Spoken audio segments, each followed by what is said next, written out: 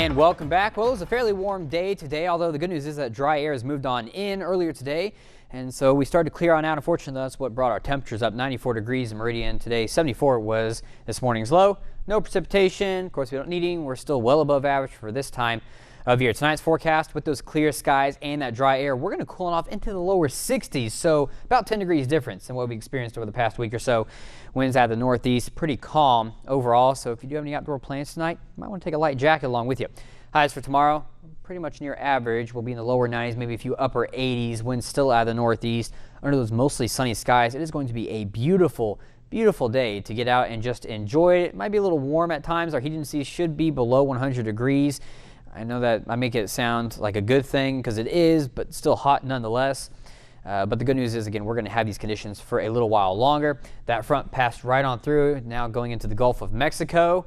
And behind it, you really don't see any clouds. Again, maybe a few high clouds. That is about it.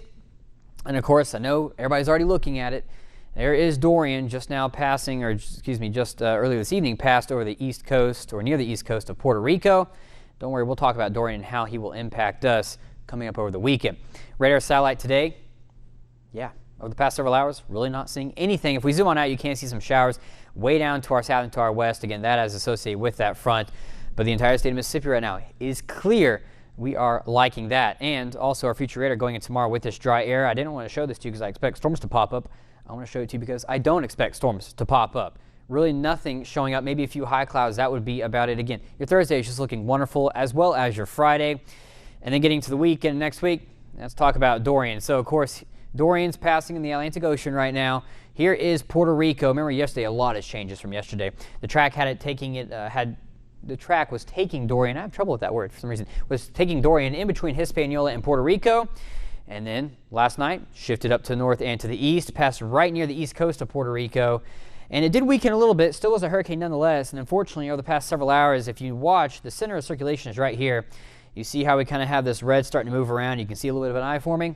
That is the telltale signs of a strengthening hurricane. Of course, that's not what any of us want to hear. And the unfortunate part is Dorian is getting into a better environment for strengthening. Very warm sea surface temperatures, very low wind shear, and it's going to start to push this dry air out of it that it's been kind of struggling with over the past day or so. And so the latest track with Dorian is just strengthening all the way up until it gets to about the east coast of Florida. The latest one has it coming in as a Category 2, but right before that, the Hurricane Center's update had it coming in as a Category 3, so a major hurricane. We will have to watch out for this closely. Now, how does that affect us? Well, the good news is there's a little bit of an upper level low that's just to the west of Dorian as it moves inland, or at least the latest models show it.